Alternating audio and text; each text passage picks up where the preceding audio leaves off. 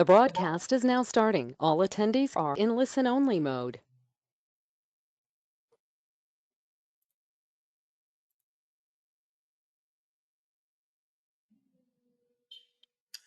Good afternoon, everyone. Welcome to this year's annual update on our winter weather initiatives. I'm Steve Baxter here in the winter program, and we're very happy to have you join us today. I'm first going to turn it over to Michelle Hawkins to give a little bit of introduction to the program. Thanks, Steve, and thank you all for joining us. Good afternoon, or good morning, or good evening, wherever you may be. I'm Michelle Hawkins. I'm Chief of the Severe Fire, Public, and Winter Weather Services branch at Weather Service Headquarters in Silver Spring, Maryland, though coming to you from my home in true 2020 form. We're really excited to share an update with you about initiatives in our winter weather program. You're going to hear about our program vision and goals. You'll also get an update on some new operational and experimental products that we'll be offering, and an update on some outreach and safety materials. You'll also briefly meet some new team members in our winter weather program, and we're all excited to engage with you moving forward. Just a few logistics. The webinar will be recorded and it'll be posted on our website at a later date. And there's also going to be time for questions and answers. So we want to hear from you. We need your feedback. This is the time that we have set aside to get your thoughts and ideas on what we're proposing here, and we need your input. With that, I want to hand it over to Dr. Dave Novak. He is Director of the Weather Prediction Center. Dave. Good afternoon, everyone. Thanks for joining us. As we've just seen this past week, really a historic winter weather week. We know winter weather can be so disruptive to our daily lives and, in fact, deadly. And so it is just essential that we provide the best science and best service. And that's really what we're dedicated to here at the Weather Service and the Weather Prediction Center, along with the whole team of WFOs and supporting folks. Just ask anybody in Oklahoma City the last 24 hours or 48 hours of the importance of these types of services and forecasts. So we know this is so important, and know that you have a whole team of dedicated experts from the national, the regional, the local level serving you across the nation. Just emphasizing Michelle's points, please speak up. This is our chance to really get feedback and to ensure that we're meeting your needs and maybe brainstorm a bit on ideas. And so with that, I'll turn it back to Steve. Thanks, Michelle. Thanks, Dave, for your introductions there. One bit of logistics, as Michelle and Dave said, we really want to hear from you. The way we'll do that here is to please enter your questions into the questions box. You could also use the chat if you're having trouble finding them. Fortunately, we have a great turnout today, so it'll be a little unwieldy to go through and unmute folks unless it's absolutely necessary. So please do take advantage of that questions box and the chat box if you need to get in touch with us and to ask your questions.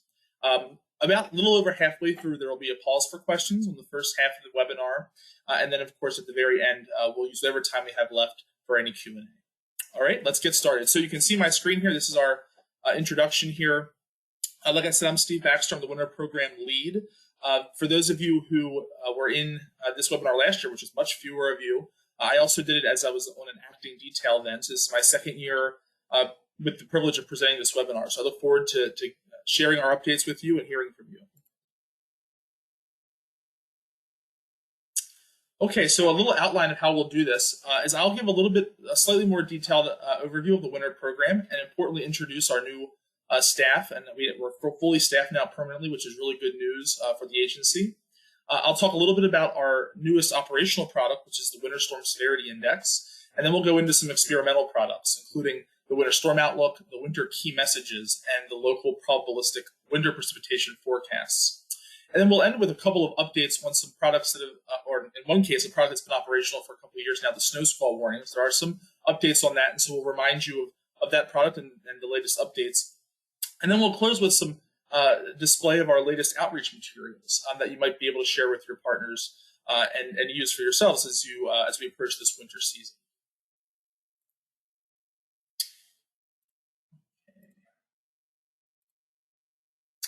So a basic overview of the program is the Winter Weather Services Program is one of 11 national service programs in the Weather Service, and it's the newest one, in fact. And we work with both internal and external partners and stakeholders, and our goal is to facilitate improvements to winter weather products and services. You just heard Dave from the Weather Prediction Center talking about how important it is that we make great progress on this problem given the societal implications, and we're happy to play any role that we can in improving the agency's suite of products and services there. And so with that in mind, our goals include moving toward a consistent suite of products and services that are collaborative, probabilistic, and impact-based. And you'll see those key programmatic themes reiterated throughout the webinar today with some of our products. And so I'll try to kind of wrap those into the various products as we go through it. So I'm kind of making that connection between our key programmatic initiatives and how our products and services that we're rolling out are kind of moving us in that direction. So like I said, we are now permanently staffed in the winter program, and so I'm excited to be able to lead this program. I've been in this position now for just a few months, coming on in summer, and virtually speaking, of course, not being back in the office quite yet because of the ongoing pandemic, but I'm very happy to join my colleagues, Mike Masilli and Sarah Perfader, who are our winter program coordinators, and I'll turn it over to them to just introduce themselves to our audience here today. Michael? Hey everyone, I'm Mike Masilli, the National Weather Service Winter Program Coordinator focused on service, outreach, and operations at National Weather Service Headquarters. Thanks for joining us today. Hi everybody, I'm Sarah Perfader. I started in the winter program at the end of January as the Research to Operations and Emerging Technologies focal point, as well as for winter training across the agency. So very happy to serve you on the R2O side of things. Welcome. All right, thanks, Mike and Sarah. And as we talked about, as you might have surmised from the involvement of the Weather Prediction Center, they are a key national partner in the agency with developing and providing cutting-edge products and services in the field of winter weather. And so the contact we have on with us today is Alex Lamers, the Warning Coordination Meteorologist. So Alex, would you like to just introduce yourself to our audience? Yeah, thanks, Steve. My name is Alex Lamers. I am the new Warning Coordination Meteorologist at the Weather Prediction Center. It's a new position. We actually haven't had one prior to me, and I've been the WCM here now for about a year. And one of my core responsibilities and interests is working with partners to make these services as good as possible for the nation. So as you hear about Weather Prediction Center products through the course of this presentation, if you have any further questions or you just want to dig deep on them with me, send me an email at the address that you see there on the slide. Great, thank you, Alex. And absolutely, we'd love to hear from you. So I included our email addresses in there. And so this presentation, both a recording of the webinar as well as a PDF of the slide deck will be made available after the presentation today. And so you'll be able to refer back to this contact information if you want to get in touch with us. All right, so jumping right into it, here is our kind of introduction to the operational Winter Storm Severity Index. So for those of you who have been following the winter program and our progress for the past few years, will know that this has gone through a rigorous testing and evaluation period before operational implementation on September 29th of this year. And the Winter Storm Severity Index assists NWS forecasters in maintaining situational awareness, and it also enhances our communication to external partners, the media, and the general public.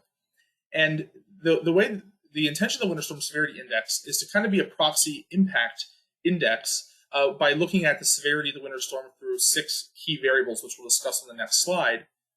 And it provides winter storm impact information, in quotes there, because we're looking at the severity of the winter storm and trying to best map that to impacts. And so we'll get into the implications of that and how we can even make this product better when I talk about some future improvements that we're working on.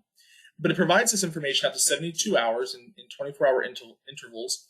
And what's interesting about this product is it not just leverages the official NWS forecast from the local offices, but it also includes non-meteorological factors such as land use, things like whether or not there's foliage on the trees, which can lead to differential impacts. And it includes these six levels of impact information provided in a color-coded scale, which we'll get to on the next slide. The output's available here at this website, and it updates every 2 hours. So this is the component scale here at the bottom, this color-coded scale. that goes from no impacts all the way to extreme impacts. And it uses these 6 components. And so, like I said, those who have followed this program for a few years will be a little bit familiar with this. But the 6 components are snow load and snow amount, ice accumulation, ground blizzard, flash freeze, and blowing snow. And so snow amount is something that we're pretty familiar with just in terms of the total amount of snow or the rate of snow accumulation. But there are other mitigating factors. So things like snow load, which looks at the amount of liquid in there. It also takes into account those non-meteorological factors we talked about. And so in certain times of year, at certain events, the snow load can actually be more important. And we saw an example of that, for instance, in an early season winter storm back in September in parts of the Central Rockies. Ice accumulation combines the effects of ice accretion and wind, and then ground blizzard and blowing snow leverage wind speed along with either pre-existing or freshly fallen snow to increase impacts on visibility and travel. And then lastly, flash freeze looks at the potential for liquid precipitation freezing quickly after an event. And so it combines all those variables, and it presents an impact scale going from no impacts to extreme impacts. So this is a look at the webpage. Our partners at the Weather Prediction Center have done a really nice job with this webpage. It's very user-friendly. And there's the website there again at the bottom. It includes clickable tabs so you can load each of the WSSI components. You can look at the different days from days 1 to 3 or the aggregate days 1 to 3 combined. It also has custom zooms to your local WFO level, which is really helpful. And then you can also, if you need them, browse static images, as well as download the GIS data in shapefile and KML for your own applications. Now, even though this is going operational, and this is a really important product in terms of helping to advance that impact-based goal of the winter program, we understand that we don't want this to be a static or get stale. And so there are developments in progress to make this product even better. And so I've identified 4 of such advancements that we're looking forward to on this slide here. And so an experimental extension of the WSSI to day 7 is something that we're currently developing over the next year or so. We're looking into expanding this from just the single deterministic type forecast that we have now into a probabilistic realm, where it will also serve as a key input into more collaborative winter storm watches across the agency. We're also investing in social science improvements, which is namely answering the question of how can this product better align with impacts, societal impacts, and successfully communicate forecast severity and associated impacts. And then finally, we're also working on some public training material that will improve the understanding and usability among a broad base of our users, from our more sophisticated users as well as the general public. Okay, so moving on to some experimental products. So the first thing we'll talk about here is the Winter Storm Outlook. This was launched last winter, and this provides the probability of achieving of exceeding the local watch warning criteria as a function of the local weather forecast office. And the WSO establishes the missing national scale outlook product in the winter program. And so as such, it serves as a unifying outlook for both external messaging as well as internal collaboration. And so I mentioned that, as we move toward development of the WSSI and include more probabilistic information, that will, along with the WSO, as those two products kind of merge in the long term, will support consistent and collaborative winter storm watch issuance across the country. And one of the ways that this works is by triggering enhanced coordination between the Weather Prediction Center and local weather forecast offices when there's a 50% or greater chance of meeting the local watch warning criteria. Now, in building on the success last year that we had with the product, there are a few enhancements for this year, including a day 4 outlook, a new 80% probability threshold, and a maximum probability over the 4-day forecast period. And so that last one is nice because it doesn't bind the product just by looking at fixed 24 or 12-hour periods, but rather takes the maximum probability across any of those 12 or 24-hour periods to give the best impact of the best visual display of potential winter storm severity. Now, here's a really neat example. Dave just mentioned at the onset, right, how there was a very significant early season winter weather across parts of the Rockies and the Southern Plains this past week. And so this is a really great example of how the winter storm outlook led to consistent, accurate ice storm warnings earlier this week on October 26th. And so what you can see here from left to right is the day 2 WSO for freezing rain or ice accumulation, the day 1, and then the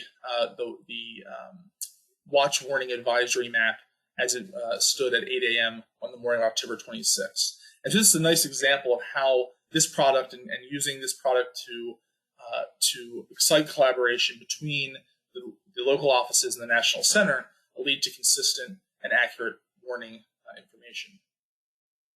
And then before we move on from here, I do want to note that there's the product survey here at the bottom of this page. So one of the things we're also looking forward to this year is being able to get more external feedback from our various partners. And so we do encourage you to take a look at the WSO and provide feedback for us in that product survey. That'll also be linked at the end of the presentation with our closing slide. So here's the experimental WSO webpage, very similar to the WSSI interface in part. Again, very user-friendly. Our partners at the Weather Prediction Center really done top-notch work putting these websites together for our users. And so it contains, again, the downloadable GIS layers, custom CWA or weather forecast office level zooms, so you can zoom into your local area very quickly. So very similar to the WSSI interface, but for this experimental product. All right, so the next thing that we'll touch on here is a new product that also rolled out last year that's being tested again this year, which is the Winter Key Messages product. And so the idea here is that we want to build on the success that the National Hurricane Center has had with a similar key messages product for tropical cyclones. So we just had another major, well, I should use the term major. We had a significant tropical cyclone landfall yesterday over the Gulf Coast. And for those of us who follow these things and are interested in the severe and extreme weather, whenever you go to the National Hurricane Center page, you'll notice that the key messages are kind of the landing site for the tropical storm and hurricane information. And so it right away is giving our users from the perspective of the agency, these are the key messages, this is what you need to know. And so the Weather Prediction Center, building on that success, is working on this with respect to winter storms. And so the idea here is to galvanize partners and media around a consistent, coordinated message from the National Weather Service. This needs to be coordinated among the various operational units. And right now it's available as a slide on the Weather Prediction Center homepage and integrated into the local office and WPC messaging. Now for this year, we're in the process of working with our partners at WPC, as well as getting feedback from the National Hurricane Center on the best ways to improve that product and process going forward. So that's something that our partners can count on every time there's a substantial winter storm. And so one of the ways it's being tested is the criteria for testing these messages and for issuing these messages are for high impact scenarios that have a significant chance of travel disruptions or posing a hazard to life and property, or a significantly anomalous event, so something that's way outside the climatological distribution in a way that will generate substantial attention. And so a common trigger that the Weather Prediction Center has started with here is to look at something that's a 500-mile long swath of a 30% or greater probability of exceeding the local watch warning criteria. And that would be including a metropolitan area with at least 500,000 people. So the example that this map shows is for an event that encompasses both the Chicago and St. Louis metropolitan areas, for example. But then a similarly extensive swath of greater than 50% probability, but not necessarily encompassing a metro area. So the threshold, the probability threshold, is a little higher for sparsely populated regions before that coordination trigger gets tripped. Okay, so we've kind of gone through the first part of our webinar and the first part of the material that we want to brief out to you today. So this is the time we really want to hear from you and take any questions that you have thus far.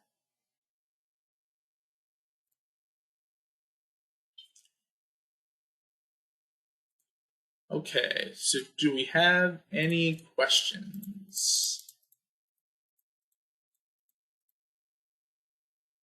We do have some questions. Steve, especially related to the WSSI. So I'm going to start first, though, from Nancy Gardner, and she asks, have you evaluated whether or not the elimination of the blizzard advisories or watches that are potential have had an impact on some of the issues that our stakeholders are having, such as moving cattle? So she was wondering if you could touch on the blizzard advisory watch. Oh, okay. So this is likely referring to the consolidation of the winter watches, right? So the blizzard watches and ice storm watches were consolidated with the winter storm watches. So that decision was made as part of an agency-wide effort to simplify our hazards messaging. But it's important to remember that blizzard warnings and ice storm warnings are still issued at the discretion of the local offices based on the criteria conditions. And so at lead time, especially as we're trying to push the envelope on extending long fuse watches out to that day 2, 3, even day 4 time period, trying to slice and dice, with large uncertainty that's inherent in the system between specific impacts such as blizzard, ice storm versus winter storm. The decision was made to make that one winter storm watch that can encompass all of those potential hazards. And then as you get closer, as we get into that warning period where the hazardous weather is really imminent, that's at the point where you can issue a blizzard warning or an ice storm warning. And the examples, we did see ice storm warnings for this last event over the southern plains. Now, in terms of further evaluation that's occurred since then, I'm not aware of this, and I'm not aware of any negative feedback with respect to limiting the blizzard and ice storm watches explicitly. So it would be interesting feedback to have. I would invite any of my other colleagues on the call if they want to jump in with any feedback on that question. Hopefully that answers your question. And Sarah, can we move on to the next question? Yes. So they're asking for 2 things. Is there a historic archive of the WSSI beyond the operational page that makes it available?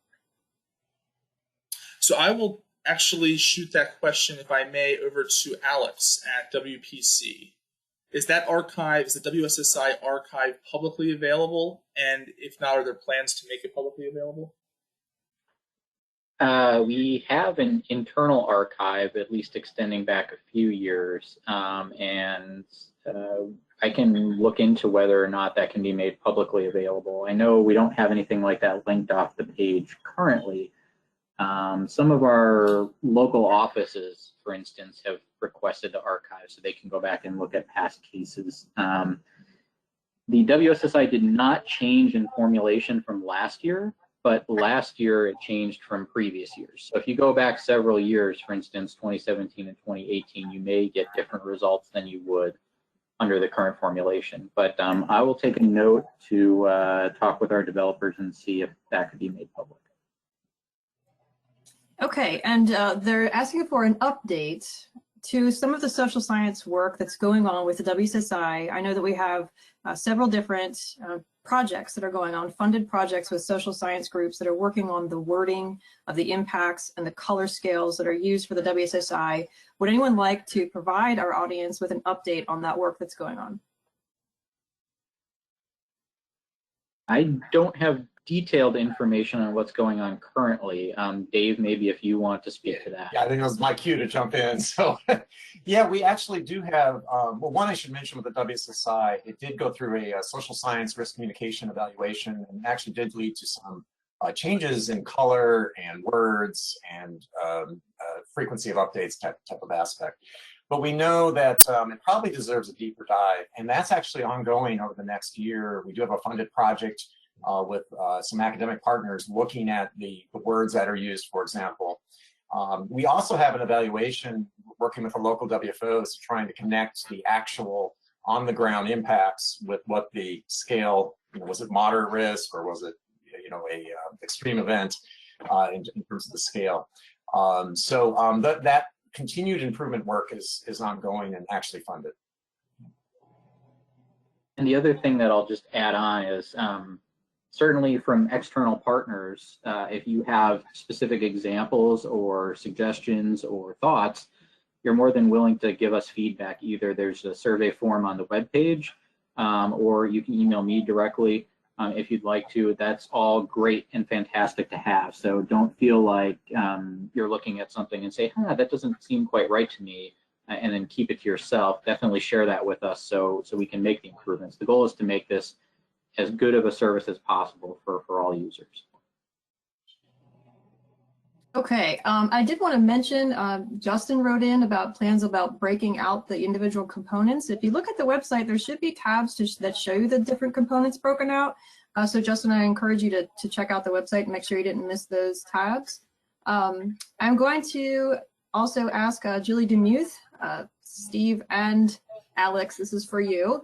On slide 10, you discussed how the experimental WSO probabilities aligned well with the ice storm in Oklahoma. However, the winter storm outlook didn't show much or any probabilities for the winter storm warnings in the Texas Panhandle or New Mexico. Can you explain that? I can jump in real quick, and then I'll let the experts WPC also chime in. So part of what might be going on there, if I can go back a slide, actually, if you follow along here, let me just let me go back a slide to that case that I was showing, this one right here. So there's a couple things that are possible here. One is that this outlook is emphasizing freezing rain. And so in areas that are mixed precip, where there's a mix of snow, sleet, and freezing rain, and neither the snow nor the freezing rain by itself reach criteria, the local offices in that situation are encouraged to use their judgment and to respond to the expected impacts of the storm. And so you will see winter storm warnings issued even where both the snow or the ice separately don't reach criteria, but where the mix of both lead to hazardous conditions. So that's just one way I might look at that, but I'll turn it over to Alex if he would have maybe a different interpretation or to add anything else there. Yeah, I think, Steve, you hit on a big component there, is local offices do have flexibility to issue when there's combination of precip types for first storms of the year, other sort of non-meteorological factors that might be playing into it. We also didn't show the snow component of WSO here that did have some probabilities in West Texas as well. Exactly. Yeah, and I will also mention that on the WSO webpage now, you should see maps of the local warning criteria for snow and ice for 12 and 24 hours. And that's kind of what the WSO is based on. So you can go click on those and look and see what those are. But there are these special circumstances that you should be aware of that offices can still issue warnings for. Yeah. Thanks, Alex. That's great. I have a good question. Are we free to use GIS and KML, WSO and WSSI layers on TV, or because of their development or nature, should they be avoided? So from a policy perspective, the WSSI is operational, and so it can certainly be used.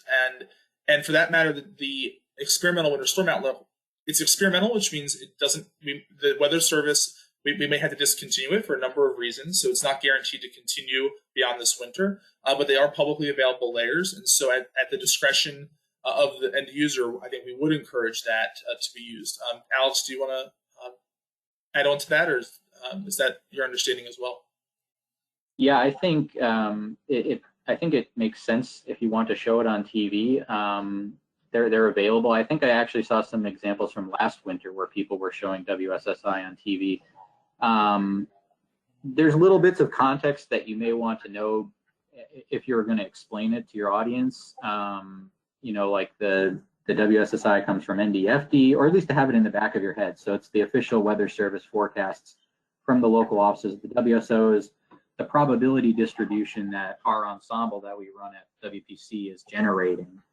So I would say, yeah, we're okay with it. That's number one. And number two would be, if you want to do a deeper dive and get that context, feel free to reach out to me directly. Anybody at WPC, we're happy to help you with any questions that you might have. That's great. And so the last one we'll touch on right now for the sake of time, and I think this one is really important as our stakeholders dive into both of these products. Hold on, let me find it. They keep jumping in. This is about, well, I'll just ask it because it's something that we work on a lot. Can you touch on the inconsistencies between the WFOs and the different colors and the cutting off of the edges for both products, the WSO and the WSSI? People notice inconsistencies in the map. This is something that we deal with a lot because there are NWS issues with the WFOs being a little inconsistent. So if you guys could touch on how those products inform the WSSI and the WSO, that would probably be helpful to our users. Yeah, maybe I'll take this one, Steve. Yeah, I think absolutely through this collaborative process. I mean, this is, we're trying to get to one event, one forecast, if you will, right? And so there, in some of these aspects, you may see some boundaries, and that's actually the point here of moving towards probabilistic impact-based tools. We can all get on the same page, across the entire weather enterprise, for that matter, of what the probabilities and what the various risks are, regardless of geopolitical boundaries or other aspects. I will say there are various thresholds that may be state dependent, and so some of these criterion aspects are dependent on various emergency management thresholds and such. So you still might see, even if the meteorology is completely consistent, you might see some boundaries. But bottom line is really we're getting down towards impacts and consistent messaging of impacts, and that's really what it's about and what these tools are moving us towards. Thanks, Dave. I just want to add, so for the perspective of the WSO, what Dave was alluding to is that the inconsistencies there would come from changes in the local criteria at the different WFO boundaries. And so you'll see that sometimes. And then in the case of the WSSI, those inconsistencies would come from differences in the local office forecasts that are being submitted to NDFD. But like Dave said, we're moving toward one agency, one forecast. Consistent and collaborative is one of the key aspects of our winter program. And so we have a couple programmatic initiatives on the collaborative messaging front, as well as the collaborative forecast process that we're trying to move to as an agency. So we're very aware of that. We want to minimize those, like Dave said, one agency, one forecast. We want the meteorology at least to be consistent across the board by working with experts across the agency, from the national center all the way down to the local office. And so it's a great question. It's a great observation. It's something that we're definitely trying to resolve and working toward very hard. Thank you. Okay, and so two things that I want to clarify before we wrap up the question period based on some of the things that I'm seeing. And one is the outlooks do not replace watches and warnings. The outlooks are informed by the same information by which the local forecast offices would issue a watch or a warning, but the outlooks and the WSSI impact scale do not replace watches and warnings for winter. So I want to make sure that our audience is very clear on that. And the other thing I was going to say is there's a lot of discussion about the impacts wording and the scales for the WSSI in our chat. We really, really encourage you to take this survey, the link here. We want to hear all that information. We want to be able to synthesize all of that data and all that feedback. So rather than get into that discussion more elaborately here, we really encourage you to put that information and your opinions in the survey so we can look at it. Okay. And just bouncing off that comment, just going back to the experimental versus operational product. So, operational, you have the Weather Service commitment of reliability, sustainability, and aspect, as Steve was mentioning. Just it's for the experimental aspects. It's absolutely, they're publicly available, but buyer beware, right? So just there may be some technical aspects and some changes to the product, and this is the time to get your feedback in. Yeah, thank you, Alex. Thanks, Dave and Sarah. All right, so Sarah, do you want to hold any other questions, and we'll move on here? Perfect. Okay, here we go. So let's get us back to our questions slide. All right, then we'll just come down the home stretch here. So the next probabilistic product that we're working on that's also experimental, and has been experimental for some time, is the local probabilistic winter precipitation forecast. And so this is in that winter tab that you'll see on your local office webpage. You go to weather.gov/the 3-digit station identifier for your local office /winter. The second tab specifically is this product, but you'll see a whole lot of information there. And the goal of this is to provide customers and partners with a range of snowfall amounts that better communicate the uncertainty that's inherent in weather prediction. And new this year, the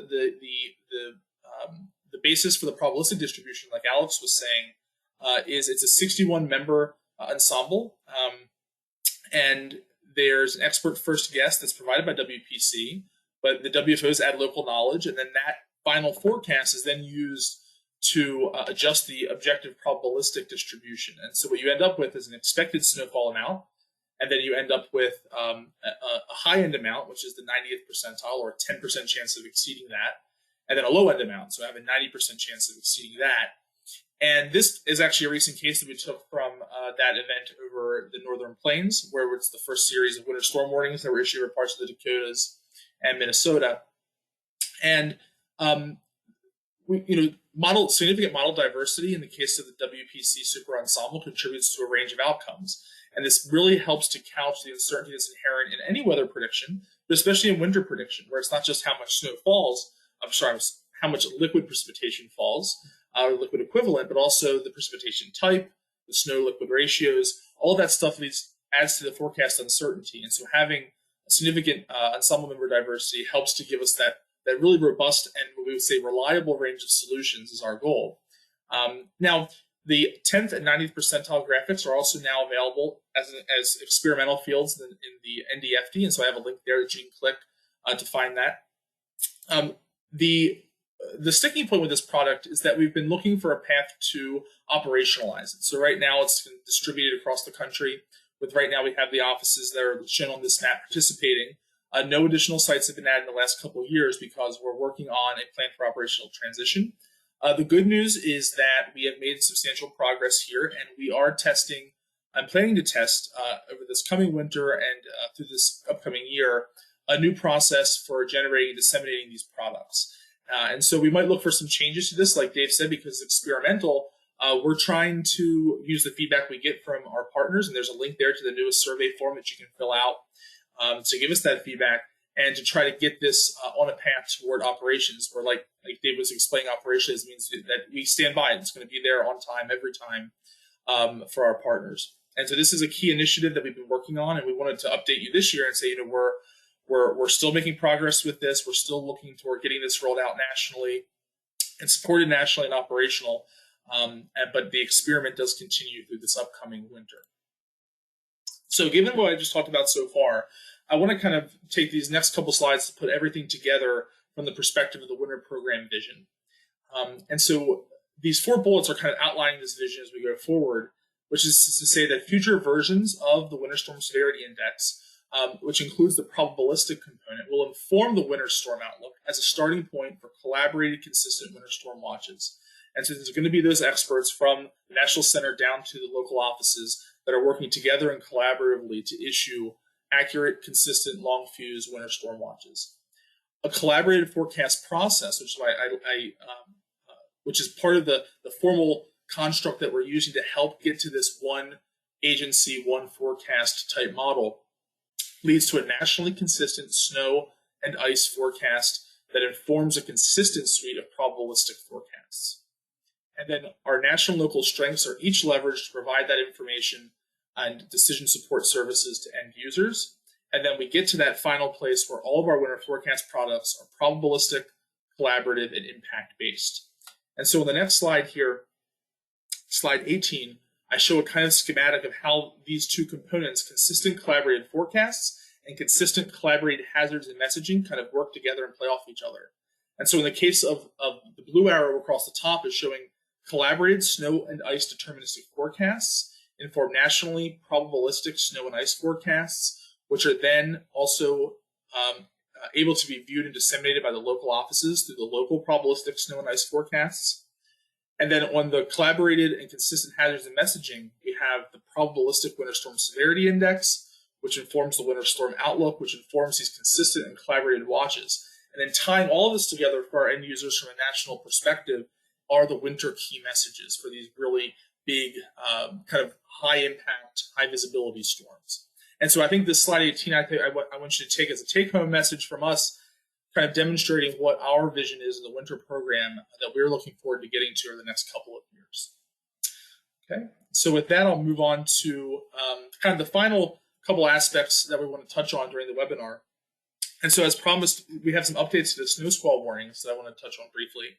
So these are still a relatively new product, but they provide motorists and other stakeholders with critical warnings about suddenly reduced visibility due to heavy snow and gusty winds. So one of the improvements this year is that the wireless emergency alert system, which is if it's enabled on your phone, the snow squalls will trigger that alert system, and you'll get the alert on your phone if you're within the polygon.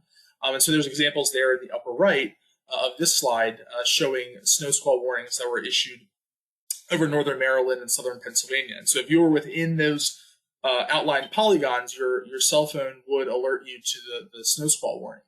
Now we have a new 360 character message, which is nice because it enables us to, in the space of about a modern smartphone screen, to get more comprehensive messaging about impacts into that message for our end users and stakeholders that are potentially in harm's way. The winter program is working within the Weather Service to allow for snow squall local storm reports. And so this will allow for us to have objective verification of our snow squall warnings. So in the Weather Service, we take verification of our forecasts and our hazards products very seriously. And so we know that we're issuing these snow squall warnings, we need to be able to verify them objectively, and that we're moving in that direction. And then also users may now report snow squalls in MPING, which is meteorological phenomena observed or something near the ground. It's an acronym, a useful acronym, MPING. And if you are a user of the MPING app or other apps that integrate MPING, it's under reduced visibility. And so this is a way of crowdsourcing observations to improve the kind of research to operations type side of the equation. And then this leads us into our winter safety campaign. We have one of our snow squall winter safety graphics up here. But the seasonal safety campaign for winter launches on December 1st. That is the first day of meteorological winter, the coldest 3-month period of the year in terms of calendar months. And this contains content on winter hazards, including infographics that you can use, our social media plans, presentations, and videos. And so we encourage our partners to use and share this information to keep everyone as safe as possible during this upcoming winter season. Now, this season being what it is, we know that the ongoing COVID-19 pandemic can affect our messaging in some persuasion. So what we've done is we've coordinated with the NWS Office of Communications as well as the Centers for Disease Control to develop cold weather messaging and graphics that are relevant and accurate during this upcoming winter, for which we'll still be dealing with the pandemic. And so here's the text associated with it. Bundling up and staying dry are two of the best things you can do to stay safe from cold temperatures this fall and winter. Wear layers to stay warm and continue to follow CDC guidelines on how to protect yourself and stop the spread of COVID-19, including wearing a mask. And so we have our little figures down here dressing for the cold weather, showing the face covering in the case of the first two. And then in the case of extreme cold,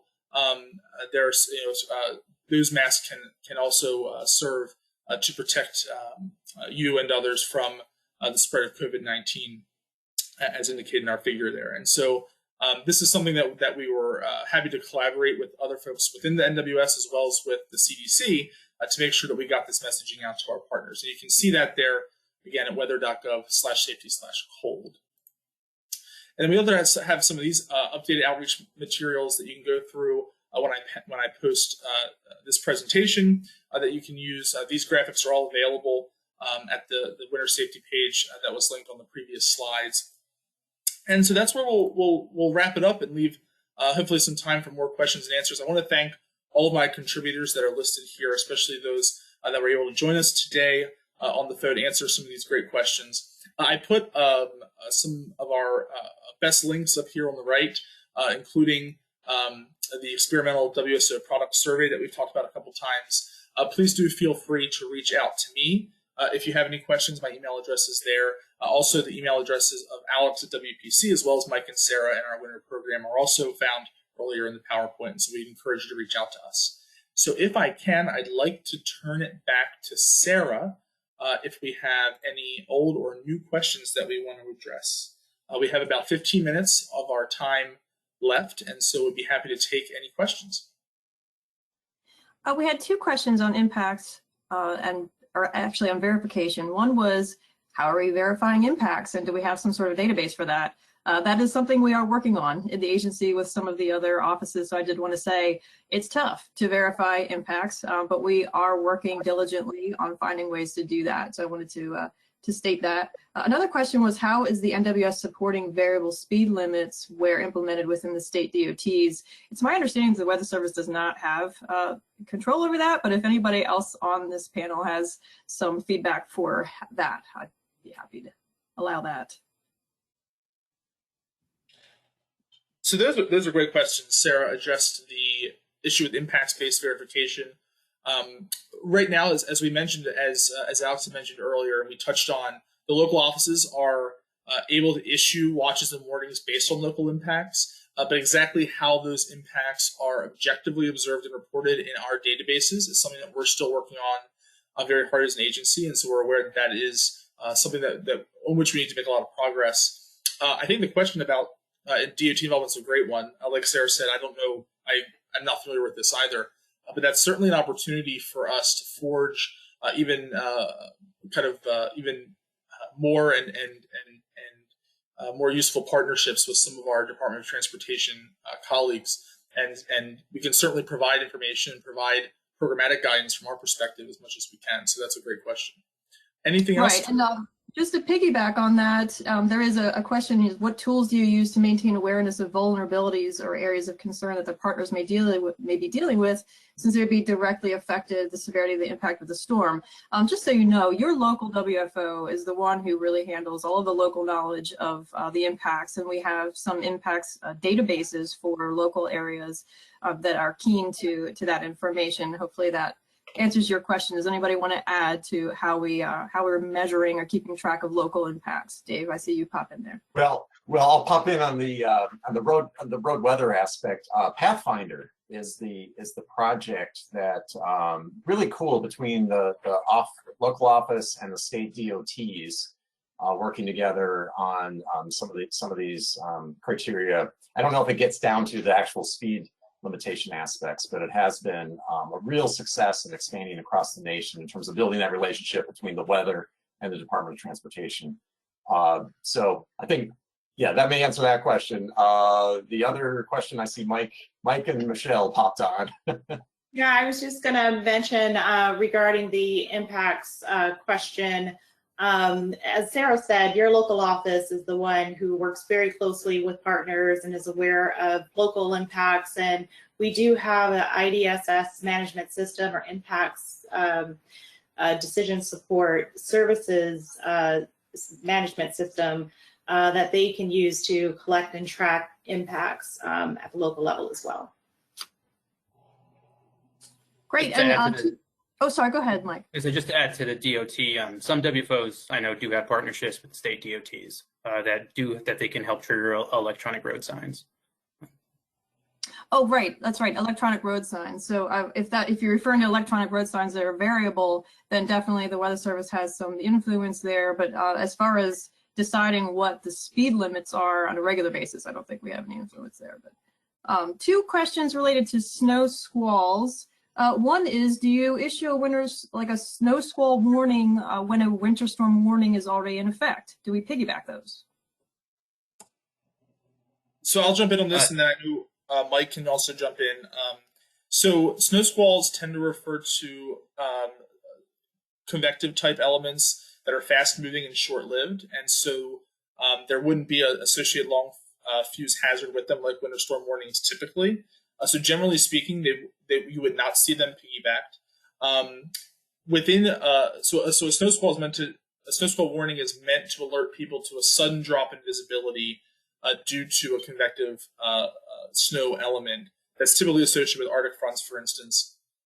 But I'll let Mike jump in on this. I know he's done a lot of work with this and is expert in this area. Yeah, so from a policy standpoint, no, snow squall warnings cannot be issued when a winter storm warning is already in effect. So you should never see that happen. You may see an occasion when there is a winter weather advisory. You may see a snow squall warning go on top of that if there's a localized snow squall within an area of snow showers with further reduced visibilities. Okay, great. So Jim Lee asked a question that's near and dear to my heart, so I'm going to address it. And he said, this was a briefing that was very WPC centric. Can you address what Weather Service Headquarters is doing to promote WFO level science and technology for winter weather? Being the R2O person and coming from not just the testbed environment, but also from an OAR perspective, I did want you to know that we have spun up a facets team, if you're familiar with forecasting a continuum of environmental threats. We're working on developing some probabilistic products in nature that go through the continuum of lead time right down to the warning level. We're also working with some folks down at NSSL who are particularly interested in winter weather on doing some products, new stuff that's going to inform the WSSI. Just so you know, we have this probabilistic version. We also have a component that's going to be informing the WSSI probabilistically, hopefully, if the science works out, that has to do with road weather. So here we are talking about road weather. We are trying to find different ways to inform the WSSI with impacts like that. We are still, for R2O, we are also working on things with AWIPS. So Mike, if you want to talk about anything new that's coming with hazard services in winter. Putting on the spot. Well, just that hazard services is rolling out. I don't know if we can get anything specific right now. Hopefully down the road we can address this in terms of like polygon hazards, but I don't have anything specific right now. And just to reiterate, Sarah's position is a new position in the winter weather program.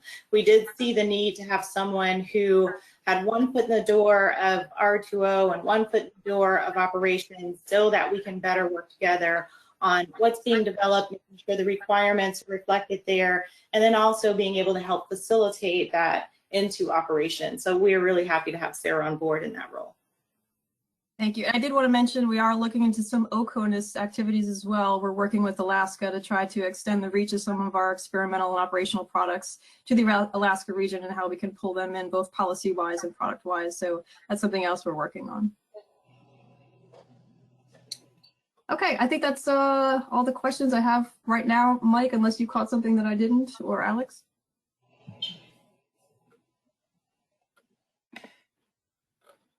There were some questions just regarding when they can get a PDF of these slides. Steve. Yes, so I can send out to the group that's registered for the webinar through GoToWebinar the link. It will be posted at the Weather Ready Nation calendar. That's one area where it will show up. So if you just Google WRN calendar, you'll be able to navigate there. I will, again, make sure that's sent out. And to those who are registered for the webinar, I should be able to send that email out with the slides attached and the link to where the slides will be, as well as where the recording of the webinar will be. So you can get some of the great answers that our panelists have provided today. You'll be able to hear those in the recording.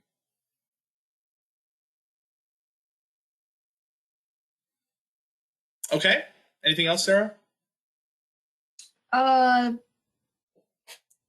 Don't see anything new coming in right now. I did want to say, as a team perspective, one of our new focuses is going to be ice.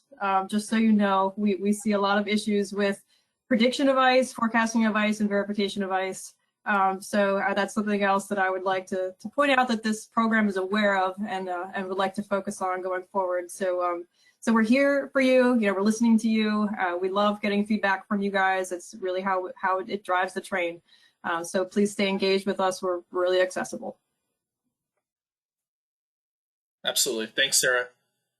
Okay, so if there's nothing else, this has been a great webinar. I hope you found it useful. We appreciate all the questions, all the great answers from our panelists here today.